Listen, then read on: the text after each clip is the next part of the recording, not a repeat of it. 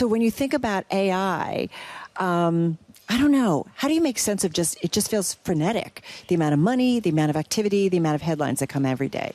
Yes, there obviously is so much happening, so many big deals in the news, and those big deals in the news do have real-life implications for all of us. So incredible, as you mentioned, to see the NVIDIA and OpenAI deal showing that NVIDIA will provide chips to OpenAI up to 10 gigawatts and also make an investment, $100 billion, obviously shoring up OpenAI's credit and providing a real runway for OpenAI. Those kinds of deals we are seeing almost weekly right now. You mentioned Microsoft and Anthropic as well. So a very, very competitive landscape and a landscape that is moving extremely quickly. It's kind of funny to hear about Microsoft partnering with Anthropic, given that Microsoft is a huge investor in OpenAI. What do you make of that? Like, what's the world that we're living in when you have these strange bedfellows? Yes, I think everyone is watching sort of all of these different pieces. From an adoption perspective, people are looking at how many different companies will individual companies work with. So do you want to work with one AI model? Do you want to, or one AI model provider? Do you want to work with many? Microsoft also has in-house AI. Yeah. They have the partnership with OpenAI, and now you see them with Anthropic. Well, can you...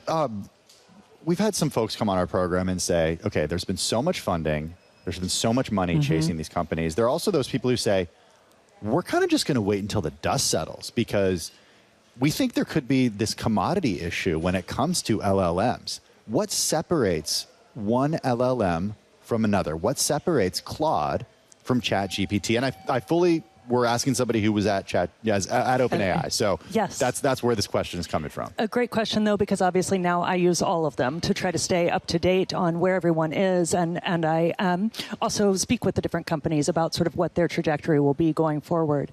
I do think the models are somewhat different just for users. They provide responses a little bit differently. They're friendly in different ways. They're useful in different ways. And so there's some personal preference. I do think that we will start to see differentiation in areas like material science, chemistry, biology, as people really move into these more specific domains where different model providers lean in, who they work with and how, will become important in terms of what you can do to solve problems with the technology. I think the other piece, as you see with the NVIDIA OpenAI deal, we often say infrastructure is destiny.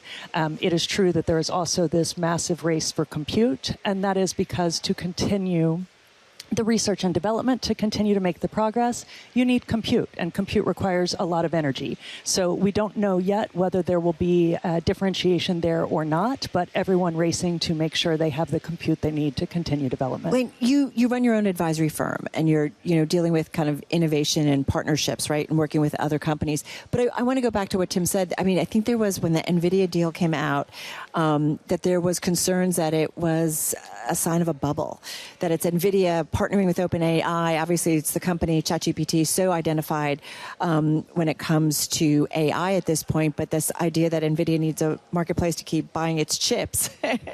So I'm just curious. I mean, at some point, I don't know. What are you hearing from companies as you talk to them? Are they a little cautious at all? Is there any nervousness about this incredible spend and this incredible build out?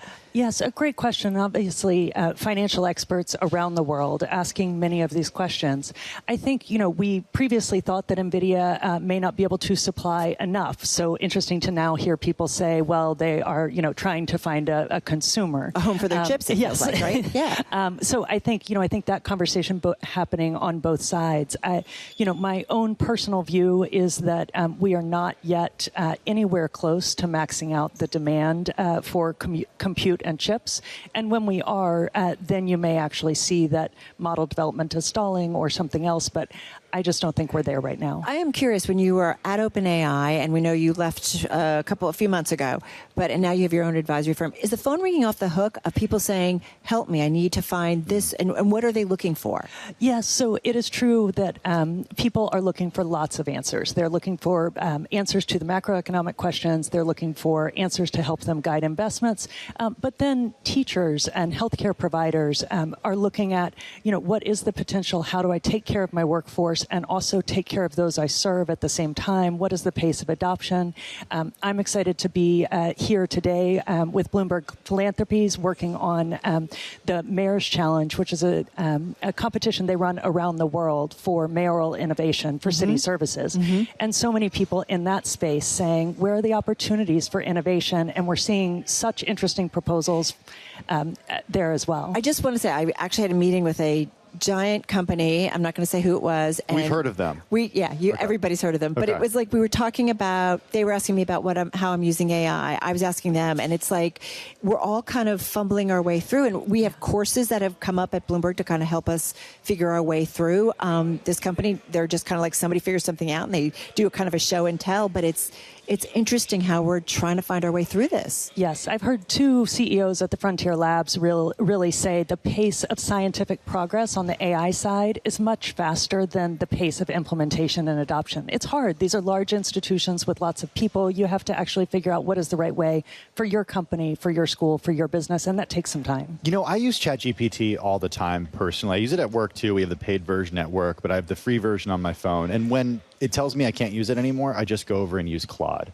How do you prevent that? How do you get me to pay for it? How do you monetize all the free users when so much compute is being used? Yeah, I think, same with any product. In a certain way, you want yours to be the go-to. You want yours to be the most useful, the one that you turn to solve the problems that are most important to you. And I think that companies are competing in that, and we'll see fits and starts. But you get accustomed to one product or another.